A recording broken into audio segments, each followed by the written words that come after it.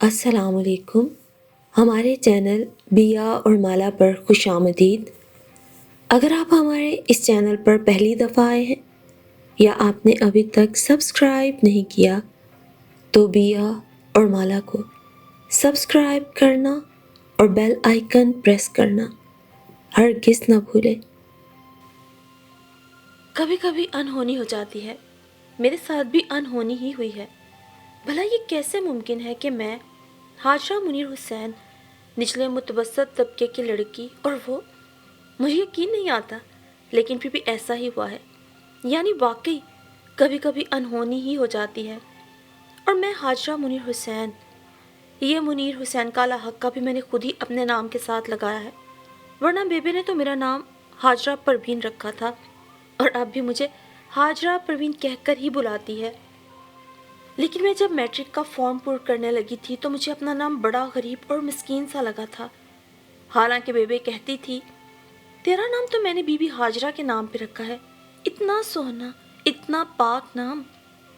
لیکن اس روز جب ہم فارم پر کر رہے تھے تو سائمہ مصطفیٰ چودھری، یسرا صادق خان، سفورہ ملک جیسے نام سن کر میں دل ہی دل میں بڑی چھوٹی سی ہو گئی تھی، جیسے ہمارے اسکول کی مائی پروین اختر ہو. سو میں نے اپنے فارم پر لکھ دیا حاجرہ منیر حسین، ڈاٹر آف راجہ منیر حسین. پھر فارم چیک کرتے ہوئے میری ٹیچر نے حاضری کے رجسٹر پہ نظر ڈالی. یہاں تو حاجرہ پروین لکھا ہے لیکن میرا نام حاجرہ منیر حسین ہے. میں نے وضاحت دی. اچھا، کل ذرا اپنا برتھ سرٹیفکیٹ لے کر تو آنا. ٹھیک ہے، میں نے کہا. لیکن میں نے یہ کہا ہی تھا، نہ تو ابا نے میرا برتھ سرٹیفکیٹ بنوایا تھا، نہ کمیٹی کے دفتر میں اندراج کرایا تھا. تب اتنی چیکنگ بھی نہیں ہوتی تھی، نہ بے فارم کا جھگڑا ہوتا تھا. بس اسکول میں داخل کرواتے ہوئے جو عمر لکھوا دی. میں 6 سال کی تھی، لیکن جب میرے ماما مجھے اسکول داخل کروانے لے کر گیا تو اس نے میری عمر 5 سال لکھوا دی. اسے تو یہ بھی نہیں پتا تھا کہ میری تاریخ پیدائش کیا ہے. تاہم اماں نے اسے بتایا کہ جیٹھ کا مہینہ تھا، باہر سورج آگ اگل رہا تھا. ماما نے میری تاریخ پیدائش یوں ہی اندازے سے 29 اگست لکھوا دی تھی. یوں مجھے کبھی صحیح سے پتہ نہ چل سکا کہ میرا سٹار کیا ہے. میں اپنی فرضی تاریخ پیدائش کے حساب سے سب کو اپنا سٹار سنبلا ہی بتا دیتی تھی. ابا کو تو ان باتوں کی سمجھ نہ تھی، لیکن ماما پڑھا لکھا تھا. اس نے میرا اندراج بھی کروایا اور پیدائش کا سرٹیفکیٹ بھی بنوا دیا. رشوت دی تھی یا تعلقات سے کام چلایا تھا، لیکن بہرحال کام ہو گیا تھا. میں نے ماما کو بتا دیا کہ میں نے اپنا فارم پر کیا نام لکھا ہے. تب ماما بہت ہنسا تھا، لیکن اس نے میری مرضی کے مطابق کام کروا دیا تھا. ہاں، تو یاد آیا، میں کہہ رہی تھی میرے ساتھ انہونی ہو گئی ہے. ویسے تو میرے ساتھ زندگی میں کئی بار انہونی ہوئی. میری تو پیدائش بھی انہونی ہی تھی. جب اماں ابا بالکل مایوس ہو گئے تو میں اس دنیا میں آ گئی. انہونی سی انہونی. اماں ڈاکٹروں کے علاج سے مایوس ہوئی تو فقیروں کے پاس اور درگاہوں پہ جانے لگی. بھاگ بھاگ کے تھک گئی. تعویذ، گنڈے، دوائیں سب آزما کر دیکھ لیا تو آنکھوں میں آنسو بھر کے ابا سے کہا، منیر حسین، ہماری اولاد نہیں ہونے کی. اب تو چاہے تو اولاد کی خاطر بھلے دوسری شادی کر لے. چل چپ کر، پھر نہ کہنا ایسی بات. اللہ کی رضا پہ راضی ہو جا. اور اماں تو اللہ کی رضا پر خود کو راضی رکھنے کی کوشش میں لگ گئی، جبکہ میری دادی یعنی بیبے نے ایک روز تسبیح گھٹنے کے نیچے رکھ کر ابا سے کہا، سن منیر حسین. جب بیبے کو ابا سے کوئی خاص بات کرنا ہوتی تھی تو ابا کو منیر حسین کہہ کے بلاتی تھی، ورنہ وہ اب تک بیبے کا منو تھا. جی بیبے. ابا اپنا تھیلا رکھ کر اس کے پاس ہی تخت پہ بیٹھ گیا. میں نے جب سے آنکھ کھولی ابا کو اس تھیلے کے بغیر نہیں دیکھا. اس تھیلے میں آری، بسولا، رندا، فیتا اور لکڑی کے چھوٹے چھوٹے ڈک یعنی چھوٹے چھوٹے ٹکڑے ہوتے تھے. سن منیر حسین. جی بیبے، حکم. یہ ابا کا خاص جملہ تھا جسے میں نے ابا کو ہمیشہ بیبے کو کہتے سنا تھا.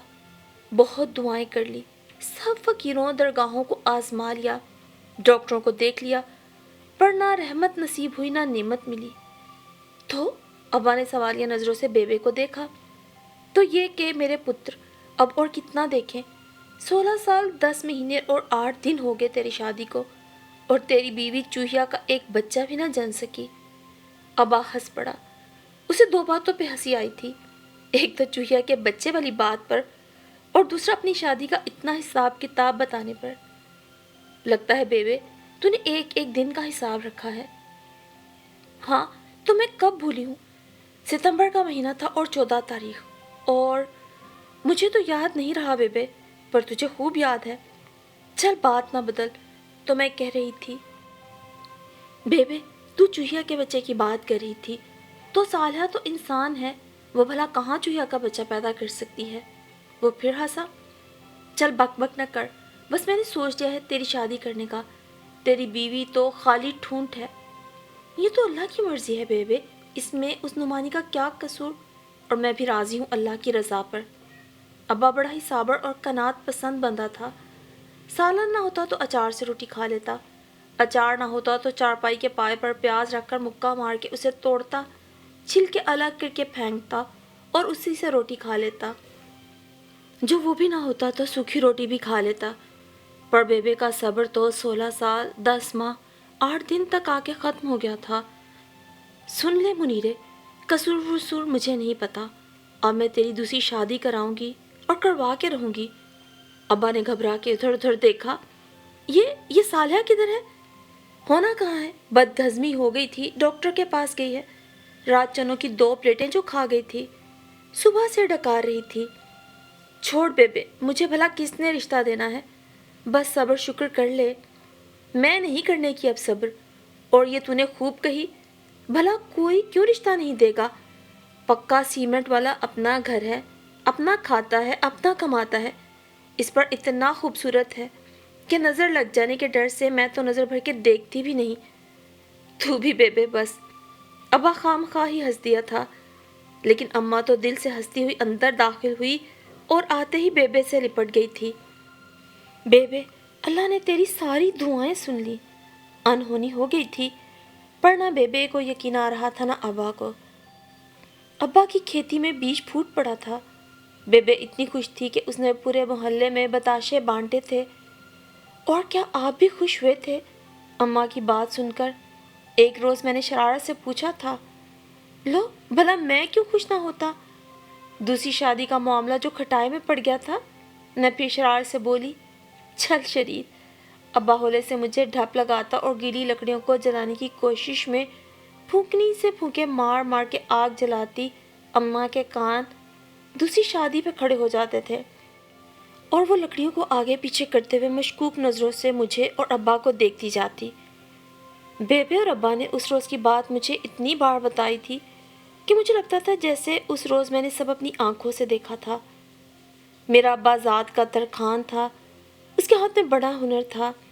بیبے نے مجھے بتایا تھا کہ جب ابا گاؤں میں تھا تو گاؤں کی ساری کڑیوں کے جہیز کے میز، کرسیاں، پلنگ، قرآن پاک رکھنے والی رحلیں ایسے بناتا تھا کہ آنکھیں کھلی رہ جاتی تھیں۔ 7 گراؤں میں تیرے ابا اور دادا کے ہاتھ کے بنے فرنیچر کی مانگ تھی۔ چھوٹی عمر میں ہی تیرے دادا نے اسے اپنے ساتھ کام پہ لگا لیا، پر نصیب خراب تھے، سب چھوڑ چھڑ کر گاؤں سے نکلنا پڑا۔ دکان میں دوسرے گاؤں کے ذمہ دار کی بیٹی کے جہیز کا سامان بن رہا تھا، پیڑھے شیشوں والے، اونچی پشت والے پلنگ اور میز کرسیاں، تو کسی ظالم نے آگ لگا دی، عمر بھر کی پونجی ختم ہو گئی۔ یہ سب بیبے نے ہی مجھے بتایا تھا۔ اماں ابا نے کبھی ماضی کا ذکر نہ کیا۔ ابا تھا تو ترخان، لیکن میں نے جب سے ہوش سنبھالا اسے تھیلا کندھے پر ڈالے گلی گلی آواز لگاتے دیکھا تھا، منجی پیڑھی ٹھکا لو۔ ابا اگر ہنر مند تھا تو جیسے جیسے بیبے کہتی تھی تو ہوگا کبھی، لیکن اب تو منجیاں یعنی چارپائیاں ٹھوکنے کا کام ہی کرتا تھا، اور اتنا کما لیتا تھا کہ گزارا ہو جاتا تھا۔ اتنی مہنگائی بھی نہیں تھی تب، اور شہر بھی چھوٹا تھا۔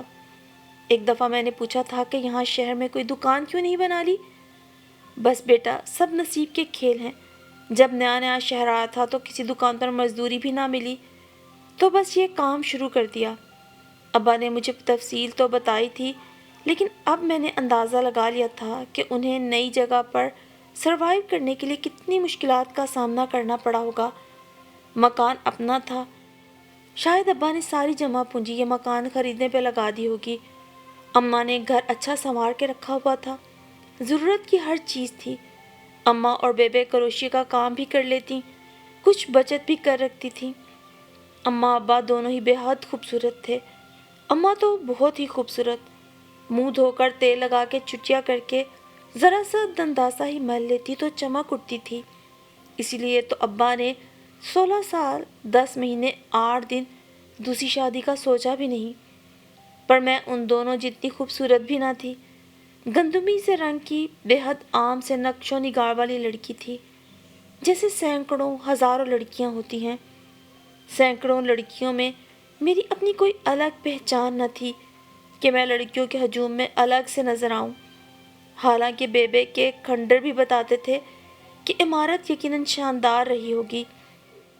بیبے میری سہیلی بھی تھی اور دادی بھی۔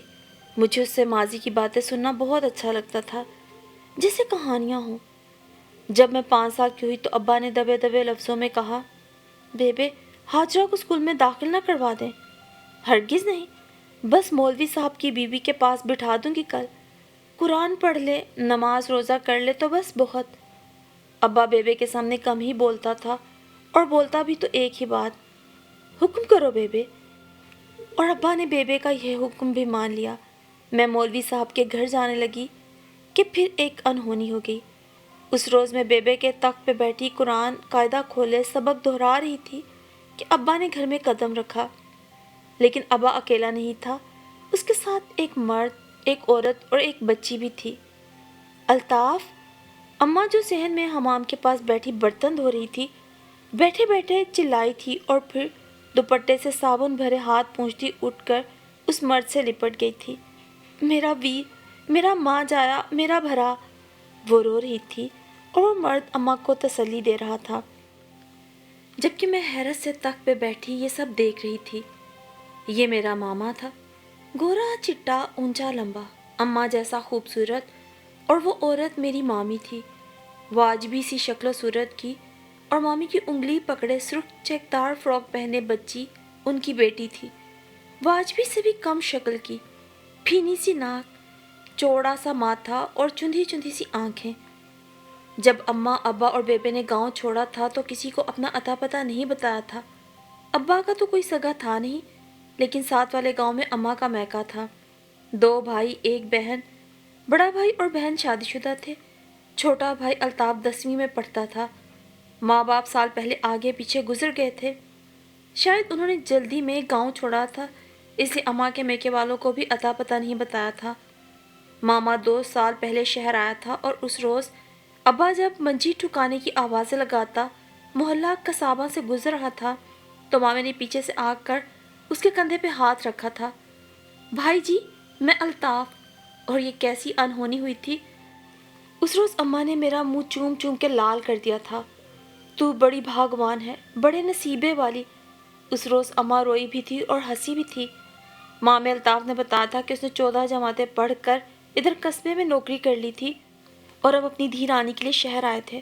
ماما کی ایک ہی بیٹی تھی، 2 بیٹے اور بیٹیاں چھوٹی عمر میں ہی اللہ کو پیارے ہو گئے تھے، اور ماما اپنی بیٹی کو بہت سا پڑھانا چاہتا تھا، اچھے انگریزی اسکولوں میں، اس لیے 2 سال پہلے اس نے یہاں نوکری کر لی تھی۔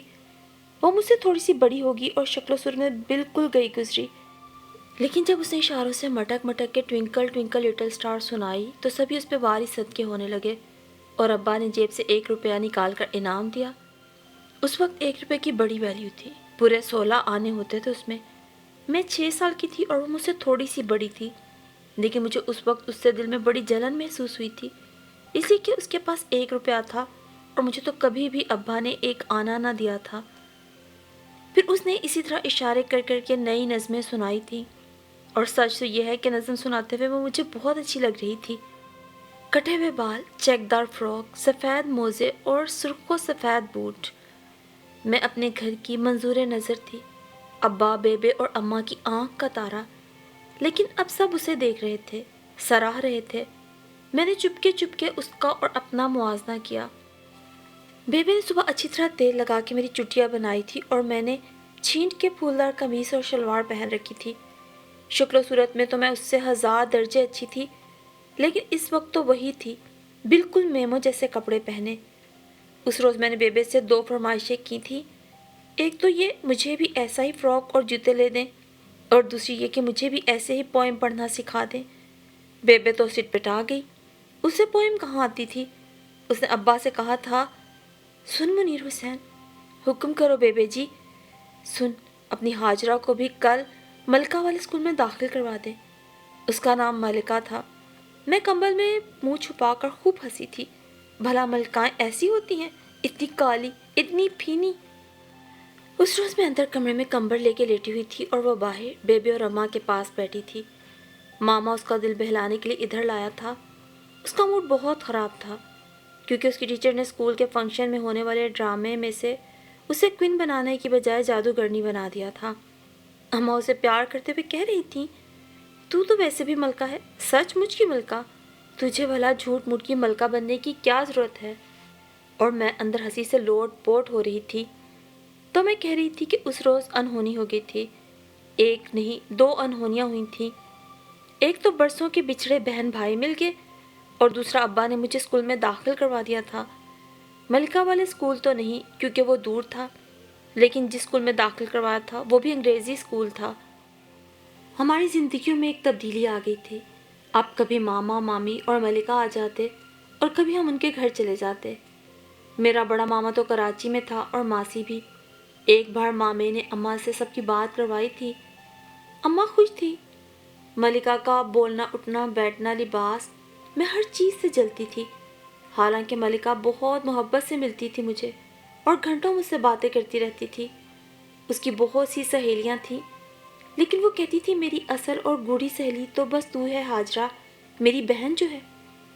وہ مجھ سے 1 سال آگے تھی اور بہت لائق تھی۔ ہر سال فرسٹ آتی تھی۔ اس کی الماری میں اس کے جیتے ہوئے بہت سے انعام پڑے تھے، کپ، شیلڈز اور کتابیں۔ اس سے جلنے کا ایک فائدہ مجھے یہ بھی ہوا تھا کہ میں بھی اس کی طرح فرسٹ آنے کے لیے بہت محنت کرنے لگی تھی۔ لیکن گھر میں نہ ابا ماما کی طرح پڑھا لکھا تھا، نہ اماں مامی کی طرح 10 جماعتیں پاس تھی۔ تو ابا مجھے وہ بات نہیں سمجھا سکتا تھا جو سمجھ نہ پاتی تھی، جبکہ ملکہ کو ماما خود پڑھاتا تھا۔ ان کا گھر نزدیک ہوتا تو ماما مجھے بھی پڑھا دیتا، لیکن ان کا گھر دور تھا اور ابا صبح کا گیا رات کو تھکا ہارا گھر آتا تھا۔ جب میں 7ویں میں تھی تو پھر ایک انہونی اور ہو گئی۔ انہونی تو تھی، سائرہ نے 7ویں میں ہی ایڈمیشن لیا تھا۔ خوش عقل تو وہ تھی ہی، لیکن امیر بھی بڑی تھی۔ وہ گاڑی میں بیٹھ کر آتی اور ایک ملازمہ گاڑی سے اتر کر جماعت کے کمرے تک اس کا بستہ اٹھا کر لاتی تھی۔ وہ بہت مغرور تھی، کسی سے بات نہیں کرتی تھی۔ کئی لڑکیاں اس سے دوستی کرنا چاہتی تھی، لیکن اس نے کسی سے دوستی نہ کی، بلکہ جو لڑکی اس کے ساتھ بیٹھتی تھی اس سے بھی بات نہیں کرتی تھی۔ اس کا بیگ بہت خوبصورت اور قیمتی تھا۔ اس کا پینسل باکس بھی بہت اچھا تھا۔ سب لڑکیاں چوری چوری اس کی چیزیں دیکھتی تھیں، حالانکہ باقی سب لڑکیاں بھی اتنی غریب نہ تھیں، اچھے کھاتے پیتے گھرانوں کی تھیں۔ ایک میں ہی تھی جو نچلے متوسط طبقے سے تعلق رکھتی تھی، اور میری فیس، کتابوں اور یونیفارم کے لیے ابا اور اماں کو ڈبل محنت کرنا پڑتی تھی۔ میرے جیسے نچلے متوسط طبقے کی لڑکیاں تو عام سرکاری اسکولوں میں پڑھتی ہیں، لیکن یہ بیبے کا حکم تھا کہ صالحہ کی بھتیجی اگر انگریزی اسکول میں پڑھ سکتی ہے تو پھر بیٹی کیوں نہیں۔ ایک روز سائرہ اپنا بیگ اٹھا کر میرے پاس آ کر بیٹھ گئی۔ مس، میں یہاں بیٹھوں گی ہاجرہ کے پاس، اور ٹیچر نے میری سیٹ فیلو کو اٹھا کر اس جگہ بٹھا دیا۔ میرے ساتھ دوستی کرو گی؟ ہاں، میں نے سر ہلا دیا، اور ساری لڑکیوں کی آنکھیں جیسے حیرت سے پھٹ گئی تھیں۔ میں جو کلاس کی سب سے غریب لڑکی تھی اور شکل سے ہی پینڈو لگتی تھی، سائرہ نے دوستی کے لیے اسے چنا تھا، حالانکہ وہ سب سے دوستی کرنا چاہتی تھی۔ میں نے کپڑے تو سب لڑکیوں جیسے ہی پہنے ہوئے تھے کہ وہ یونیفارم تھا، سفید بلاؤز، گرے اسکرٹ اور سفید شلوار، لیکن میری لک کچھ پینڈو سی تھی، کیونکہ بیبے اب بھی خوب تیل لگا کر اور کس کے میری چٹیاں بنایا کرتی تھی۔ سائرہ نے مجھے اپنی سہیلی بنا لیا تھا، اور جب میں نے یہ بات ملکہ کو بتائی تو اسے کوئی حیرانی نہیں ہوئی۔ وہ اس وقت 8ویں جماعت میں تھی اور پڑھائی کے علاوہ کھیلوں اور تقریروں میں بھی کئی انعام جیت چکی تھی۔ غربت یا امیری دوستی کے لیے کوئی معنی نہیں رکھتی حاجو۔ تم اسے اچھی لگی ہوگی، شاید تمہارے اندر سے کوئی ایسی خوبی نظر آئی ہوگی جس نے اسے متاثر کیا ہوگا۔ مجھے تو کوئی خوبی اپنے اندر نظر نہیں آتی تھی، سوائے اس کے کہ حساب میں میرے 100 میں سے 100 نمبر آتے تھے۔ کیونکہ ماما نے میرے پورے 3 مہینے تک اتوار کو آ کے مجھے حساب کے سوال سکھائے تھے، اور اب مجھے اتنی ضرورت نہ رہی تھی سمجھنے کی۔ پھر بھی کوئی مشکل آتی تو ابا مجھے ماما کے گھر چھوڑ آتا تھا۔ کلاس کے علاوہ بریک میں بھی ہم ساتھ ہی ہوتی تھیں۔ اس کا نوکر بریک میں کھانا لاتا، 3 ڈبوں والے ٹفن میں 2 طرح کے سالن اور روٹی ہوتی تھی۔ میں بھی سلور کی گول ڈبی میں پراٹھے میں کبھی آلو کی بھجیا، کبھی اچار اور آملیٹ رکھ کے لاتی تھی۔ سائرہ مجھے زبردستی اپنے ساتھ کھانے میں شریک کر لیتی۔ چھٹی جماعت میں آنے کے بعد لڑکیوں اور لڑکوں کا سیکشن الگ ہو گیا تھا۔ لڑکیوں کے سیکشن میں اب میں ہی فرسٹ آتی تھی، اور سائرہ نے اگر کلاس کی سب سے لائق لڑکی سے دوستی کر لی تھی تو یہ کوئی ایسی انہونی بھی نہیں تھی۔ لیکن پھر ایک روز انہونی ہو گئی۔ ایک روز سائرہ نے مجھے اپنے گھر چلنے کی دعوت دی تھی۔ اس کے چھوٹے بھائی کی سالگرہ تھی۔ میرا جانا تو کچھ مشکوک سا تھا، پھر بھی میں نے سر ہلا دیا تھا، اور اتنے دنوں بعد اچانک اسے خیال آیا تھا کہ وہ مجھ سے اماں ابا کے متعلق پوچھے۔ تمہارے ابا کیا کرتے ہیں ہاجرہ؟ میرے ابا تو ترخان ہیں۔ مجھے لگا تھا جیسے ترخان ہونا چارپائیاں ٹھوکنے والے ہونے سے اچھا ہے، اور اس نے مجھے سر سے پیر تک دیکھا تھا۔ لگتا تو نہیں؟ کیا مطلب؟ میرے ماتھے پہ لکھا ہونا چاہیے کہ میرا ابا ترخان ہے۔ اس کی دوستی نے مجھے کچھ اعتماد بخش دیا تھا۔ نہیں یار، وہ ہنس دی تھی۔ میری دادی کہتی ہیں یہ جو ٹھوکے ہوتے ہیں ان کم بختوں کے ہاں بڑا حسن ہوتا ہے۔ ٹھوکے کیا؟ میں نے سوالیہ نظروں سے اسے دیکھا۔ یار میری دادی پرانے زمانے کی عورت ہیں، اور وہ ترخانوں کو ٹھوکے کہتی ہیں، پتہ نہیں کیوں۔ وہ پھر ہنسی۔ اور تم تو بالکل بھی خوبصورت نہیں ہو۔ ہاں تمہارے بال اچھے ہیں، لمبے گھنے سلکی، جبکہ دادی کہتی ہیں ایسے لگتا ہے سارا حسن اور خوبصورتی ہمارے گاؤں کے ٹھوکوں کے نام ہی لکھ دیا تھا اللہ نے۔ میری اماں اور میرے ابا دونوں ہی بہت خوبصورت ہیں، اور بیبی بھی کم نہیں۔ میں نے پہلی بار اماں ابا کا ذکر فخر سے کیا تھا۔ دراصل اس نے مجھے اپنا راز شیئر کیا تھا نا۔ دادی چڑھ کر ایسا کہتی ہے، تم جب ہمارے گھر آنا تو میری دادی کو ہرگز یہ نہ بتانا کہ تمہارے ابا ترخان ہیں۔ مجھے پتا ہے وہ تم سے سوال ضرور پوچھیں گی، کیونکہ انہیں سب کے حسب نسب جاننے کا بہت شوق ہے۔ دراصل میرے بڑے تایا کو ترخانوں کی ایک لڑکی سے پیار ہو گیا تھا، بلکہ دادی تو کہتی ہے عشق ہو گیا تھا۔ ابھی تک تایا اس کی یاد میں آہیں بھرتے ہیں، حالانکہ ایک عدد بیوی اور 2 بچے بھی ہیں۔ تو تمہارے تایا اسے شادی کر لیتے نا؟ ہاں، دادی شاید مان ہی جاتی ان کی حالت دیکھ کر، پر مسئلہ تو یہ تھا کہ وہ لڑکی ساتھ والے گاؤں سے بیاہ کر ہمارے گاؤں میں آئی تھی۔ پورا گاؤں اس کے حسن کی تعریفیں کر رہا تھا۔ یہ لمبے بال، آنکھیں ایسی جھیل سی کہ نظر اٹھائے تو بندہ ان میں ڈوب جائے، قد بت اور رنگ و نقش بھی سب بے مثل۔ دادی کو بھی شوق ہوا اسے دیکھنے کا تو گھر بلا بھیجا۔ بس غلطی یہی ہوئی تھی، تایا کی نظر اس پہ پڑ گئی اور تایا مچل گئے۔ شادی کروں گا تو اسی سے، اس کے خامد سے کہو اسے طلاق دے دے۔ اور یہ کیسے ہو سکتا تھا؟ بھلا کوئی شوہر اتنا بے شرم ہو سکتا ہے؟ تو بس دادی بتاتی ہیں انہوں نے چپکے چپکے گھر اور دوسرے سامان کا سودا کیا اور راتوں رات گاؤں چھوڑ دیا۔ تایا بیچارہ کو پتہ ہی نہ چلا۔ اس رات وہ کسی دوست کی شادی میں شرکت کے لیے گئے ہوئے تھے۔ یوں یہ عشق کامیاب نہ ہو سکا، اور پتہ نہیں کہ اس وقت میرے دل میں یہ خیال آیا تھا کہ اگر ترخانوں کی وہ لڑکی میں ہوتی اور مجھ سے سائرہ کے تایا عشق کرتے تو میں اس کے عشق پانے کے لیے سب کچھ قربان کر دیتی۔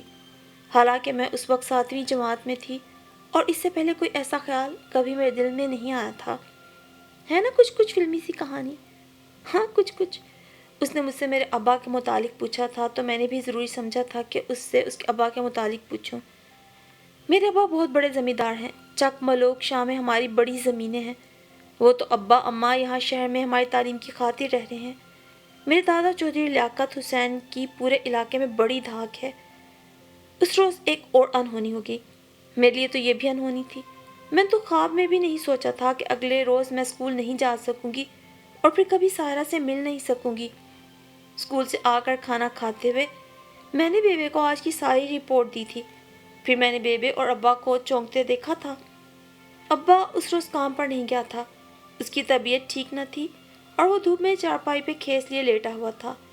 وہ ایک دم اٹھ کر بیٹھ گیا، اور اب بیبے اور وہ ایک دوسرے کو دیکھ رہے تھے اور آنکھوں ہی آنکھوں میں گفتگو بھی کر رہے تھے۔ اس آنکھوں کی گفتگو کا راز اگلی صبح کھلا تھا۔ بیبے نے مجھے اسکول جانے کے لیے اٹھایا ہی نہیں تھا، اور جب میں خود ہی اٹھ کر یونیفارم پہن کر بیبے کے تخت پر آ کر بیٹھی تو اس نے کہا، چل جا کے یونیفارم بدل لے۔ کیوں بیبے؟ میری آنکھوں میں حیرت تھی۔ آج سنڈے تو نہیں ہے؟ نہ سنڈے نہ منڈے، تجھے اب اسکول نہیں جانا۔ پر کیوں بیبے؟ زیادہ بک بک نہ کر، کہہ دیا کہ نہیں تو نہیں۔ بیبے کے چہرے پر ایسی پتھریلی نہ تھی کہ میں بنا کچھ کہے اٹھ کر ابا کے پاس آ گئی، جو تھیلا کھولے اپنے اوزار چیک کر رہا تھا۔ ابا، بیبے کہتی ہے مجھے اسکول نہیں جانا کبھی۔ بیبے صحیح کہتی ہے پتر۔ بیبے کی ہر بات پر سر جھکا دینے والا ابا بھلا کیا اعتراض کر سکتا تھا؟ لیکن مجھے پڑھنا ہے۔ میں نے پاؤں زور سے زمین پر مارے تھے۔ مجھے اپنے اکلوتے ہونے کا بڑا مان تھا۔ ابا بنا بولے اوزار تھیلے میں رکھ رہا تھا۔ وہ پسولا کہاں گیا؟ ہاں یہ رہا۔ ابا، میں نے قدرے اونچی آواز میں کہا، آپ میری بات کیوں نہیں سنتے؟ اسکول میں پڑھنے سے مجھے ادب آداب آ گئے تھے، اور اب میں اماں ابا کو تو یا تم کہنے کی بجائے آپ کہتی تھی۔ ابا نے بڑی بے بسی سے مجھے دیکھا تھا اور تھیلا اٹھا کر باہر باورچی خانے کے پاس پیڑھی پر بیٹھ گیا تھا، اور اماں تھال میں پراٹھا اور سالن کی کٹوری ان کے سامنے رکھ رہی تھی۔ ابا دو نوالے کھا کے کھڑا ہو گیا تھا، اور میں اپنے بستر پر گر کر رونے لگی تھی۔ نہ میں نے چائے پی تھی، نہ میٹھا پراٹھا کھایا تھا، جو اماں نے شاید بیبے کے کہنے پر میرا دل رکھنے کے لیے بنایا تھا۔ پھر دن کا کھانا بھی میں نے نہیں کھایا تھا، یوں ہی روتی رہی۔ پتہ نہیں مجھے پڑھنے کا شوق تھا یا نہیں، لیکن مجھے ملکہ سے مقابلہ کرنے کا بہت شوق تھا۔ میں گھر بیٹھ کر اماں کی طرح کروشیے کی بیلیں بناتی رہوں گی، اور وہ پڑھ لکھ کر بڑی افسر بن جائے گی۔ یہ بات مجھے زیادہ رلا رہی تھی۔ اور پھر رات کو ماما بھی آ گیا۔ بھائی برآمدے میں بیبے کے تخت کے پاس ابا، اماں اور ماما موڑھے بچھا کے بیٹھ گئے تھے۔ بہت دیر تک ہولے ہولے باتیں ہوتی رہی تھیں۔ پھر ماما میرے پاس کمرے میں آیا، میرے سر پہ پیار کیا اور یقین دلایا تھا کہ اگر میں پڑھنا چاہتی ہوں تو ضرور پڑھوں گی، اور وہ مجھے 2-3 روز تک کسی اور اسکول میں داخل کروا دے گا۔ لیکن اس اسکول میں کیوں نہیں ماما؟ رو رو کر میری آنکھیں سوج چکی تھیں اور میری آواز بھاری ہو گئی تھی۔ کبھی کبھی کوئی مجبوری آن پڑتی ہے بیٹی، بس چند دن صبر کر لے، میں کسی اچھے اسکول کا پتہ کر کے تجھے ادھر داخل کروا دوں گا۔ اس وقت تو مجھے اس بڑی مجبوری کی سمجھ نہیں آئی تھی، لیکن کئی سالوں بعد خود بخود ہی مجھے اس مجبوری کا پتہ چل گیا تھا۔ چک ملوک شاہ میں بیاہ کرانے والی ترکھانوں کی خوبصورت دلہن اماں کے علاوہ بھلا کون ہو سکتی تھی؟ اس لیے تو اماں ابا نے گاؤں چھوڑا تھا، اور جب مجھے اس مجبوری کا ادراک ہوا تو میرے اندر دیر تک گدگدی ہوتی رہی تھی، اور میرا دل چاہا تھا میں اماں اور ابا سے پوچھوں اور انہیں بتاؤں کہ میں وہ جان گئی ہوں جو انہوں نے کبھی میرے ساتھ شیئر نہیں کیا تھا۔ لیکن اب میں بچی نہ تھی کہ جو جی میں آتا بے دھڑک کہہ دیتی، سو بس دل ہی دل میں محظوظ ہوتی رہی۔ ماما نے پھر حسب وعدہ کئی اور اسکول پتہ کیے اور مجھے ایک اسکول میں داخل کروا دیا۔ یہ بھی اچھا اسکول تھا، لیکن مجھے اپنا اسکول چھوڑنے کا بڑا دکھ تھا۔ یہاں میری سارا جیسی کوئی سہیلی نہ تھی جسے میرے ساتھ دیکھ کے لڑکیاں رشک کرتیں۔ میں نے اسکول میں 10ویں تک پڑھا تھا، لیکن میرا دل نہیں لگا، بس میں اسکول جاتی رہی۔ ماما روز ہی آ جاتا تھا اور پھر سب ہولے ہولے باتیں کرتے، شاید گھر بھیج کے کہیں اور جانے کی، اور ماما انہیں سمجھاتا تھا۔ اب ایسا بھی اندھیر نہیں مچا ہوا بھائیا جی، 28 سال گزر گیا، اب تو مٹی پڑ گئی ہر بات پہ۔ پھر ابا اور بیبے مان گئے، لیکن میں پھر کبھی اس اسکول نہ جا سکی۔ سرٹیفکیٹ لینے بھی ماما ہی گیا تھا۔ میں نے 10ویں کا امتحان دیا تو بیبے کو ایک ہی ہڑک لگ گئی تھی، میرا بیاہ کر دے۔ سن منیر حسین، کوئی رشتہ دیکھ اپنی ہاجرہ کے لیے۔ میں اماں، پہلی بار ابا نے حکم کریں بیبے کی بجائے کچھ اور کہا۔ ہاں منو، اپنی ہاجرہ کی اب شادی کی عمر ہو گئی ہے۔ اور ابا پریشان ہو کے اماں کو تکنے لگا۔ آس پاس دور نزدیک کوئی ایسا نہ تھا، ابا کا کوئی بھی بہن بھائی نہ تھا، اور اماں کا بڑا بھائی اور بہن ایسے کراچی میں رچ بس گئے تھے، کبھی ادھر نہ آئے، اماں کے متعلق جان لینے کے باوجود بھی۔ پھر حسب معمول یہ مسئلہ بھی ماما کے سامنے رکھا گیا۔ ایسی بھی کیا جلدی ہے آپا، پڑھنے دیں اسے۔ نہ، تو نے اپنی بیٹی کو کلیکٹر بنانا ہے، ہم نے نہیں۔ بیبے نے تو ماما کا منہ ہی بند کر دیا۔ ٹھیک ہے، دیکھوں گا کوئی اچھا رشتہ ہوا تو۔ لیکن ماما کے دیکھنے سے پہلے ہی ایک رشتہ آسمان سے ٹپک پڑا۔ بیبے نے آس پاس محلے پڑوس کی ہر آنے والی خاتون سے جو کروشیوں کی بیلیں بنوانے آتی تھی، میرے رشتے کی بات کان میں ڈال رکھی تھی، جبکہ میں تو جل جل کے کوئلہ ہو رہی تھی کہ ملکہ تو کالج جا رہی تھی اور میں گھر بیٹھ جاؤں۔ رشتہ بھی نہ آتا تو مجھے بیبے کا ارادہ نہیں لگ رہا تھا کہ وہ کالج میں مجھے پڑھائے گی۔ میں سارا دن اپنی چارپائی پہ پڑی جلتی کڑتی رہتی، بیبے آوازیں دیتی رہتی، اماں اکیلی کام کرتی رہتی، لیکن میں ٹس سے مس نہ ہوتی۔ مجھے سب پہ غصہ تھا۔ ایک بار ملکہ بھی آئی تھی، وہ کالج جا کے نکل گئی۔ اس میں کچھ وقار سا آ گیا تھا اور اس نے نظر کا چشمہ لگا لیا تھا۔ اس نے بال نئے سٹائل میں کٹوا لیے تھے۔ بیبی اس کے کٹے ہوئے بالوں کو دیکھ کر ہمیشہ برے برے منہ بناتی تھی۔ ہاجرہ تم پریشان نہ ہو، میں تمہارے لیے کتابیں لے آؤں گی۔ تمہارا رزلٹ آ جائے نا تو پھر تم گھر میں ہی تیاری کر لینا، میں تمہاری مدد کروں گی۔ بلکہ ہر سنڈے کو کبھی تم میرے گھر آ جانا، کبھی میں آ جاؤں گی، تو خود تم کالج میں مزے کرو اور میں جل گئی تھی۔ میں نے اس کے خلوص اور محبت کو جانچنے کی کوشش ہی نہیں کی۔ خالہ بطول رشتے لے آئی، ہمارے پڑوس میں رہتی تھی۔ میری پھوپھی کا پتر ہے، تھوڑی پکی عمر کا ہے، بس شادی میں تاخیر ہو گئی۔ اپنا کماتا ہے، یہ بڑی دکان ہے پنساری کی، اور گھر بھی اپنا ہے۔ میاں چنو میں رہتا ہے میری پھوپھی کا پتر، پر آج کل میرے پاس آیا ہوا ہے۔ آپ لڑکا دیکھیں، پسند آ جائے تو پھر میاں چنو جا کے گھر دیکھ آنا۔ بیبی تو جیسے کھل اٹھی تھی، اسی وقت چکن کی سفید چادر سر پہ رکھ کے گڑگابی پہن کر لڑکا دیکھنے چلی گئی۔ بڑا امیر ہے منیر حسین، کہہ رہا تھا پورے 10 تولے چڑھائے گا۔ مجھے تو لڑکا بہت پسند آیا، تو بھی جا کر دیکھ لے۔ ابا کو لڑکا پسند آیا تھا یا نہیں، لیکن انہوں نے بیبے سے کہا تھا جو حکم بیبے، تو بس پھر منہ میٹھا کرا دے بطول اور منڈے کا۔ اماں نے تھوڑا بہت رولا بھی ڈالا، بیبے لڑکا کہاں کا، اچھا خاصا مرد ہے، اور پھر شکل و صورت بھی۔ لو سالہ، بیبے ہاتھ پہ ہاتھ مار کے ہنسی تھی، بھلا مرد کی شکل کس نے دیکھی، بس آدمی کا بچہ ہونا چاہیے۔ اور تیری بیٹی کون سی حور پری ہے جو اس کے لیے شہزادہ اترے گا آسمان سے؟ بس ہاں کر دی ہے میں نے۔ اور وہ واقعی بس آدمی کا بچہ ہی تھا۔ رات کو بیبے کے بلانے پر وہ گھر آیا تو میں ملکہ کے کندھے پہ سر رکھ کے خوب روئی۔ اماں نے مامے اور ملکہ کو بھی بلا لیا تھا۔ ملکہ نے کھڑکی کی جھری سے مجھے بھی دکھایا، پکا کالا رنگ، تیل میں چپڑے بال، ٹیڑھی مانگ نکالے، بوسکی کا کرتا اور لٹھے کی شلوار پہنے، منہ میں پان دبائے، وہ مجھے زہری لگ رہا تھا۔ ملکہ ترس اور تعصب سے مجھے دیکھتی رہ گئی۔ صبح سے اب تک وہ مجھے تسلیاں دیتے دیتے اب اس کے پاس الفاظ ختم ہو گئے تھے۔ بیبے نے اس کے ہاتھ پر 101 روپیہ رکھ کے بات پکی کر دی۔ باہر برآمدے میں سبز اور سرخ گڈی کاغذوں سے ڈھکی مٹھائی کے 2 ٹوکرے پڑے تھے، اور اندر میں ملکہ کی گود میں سر رکھے دھواں دھواں رو رہی تھی۔ شادی اگلے ماہ تک کر دیں گے، بیبے نے ٹوکروں سے کاغذ ہٹاتے ہوئے فیصلہ سنایا تھا۔ 1 ماہ میں تیاری کیسے ہوگی؟ اماں منمنائی۔ چل 1 ماہ نہیں تو 2 ماہ کر لے، بیچارہ لڑکا اکیلا ہے، کھانے پینے کی بڑی تنگی ہے اسے، ماں باپ سر پہ نہیں۔ اور لفظ لڑکے نے میرے اندر آگ لگا دی تھی، اور میں رو رو کر اس آگ کو بجھانے کی کوشش کرنے لگی تھی۔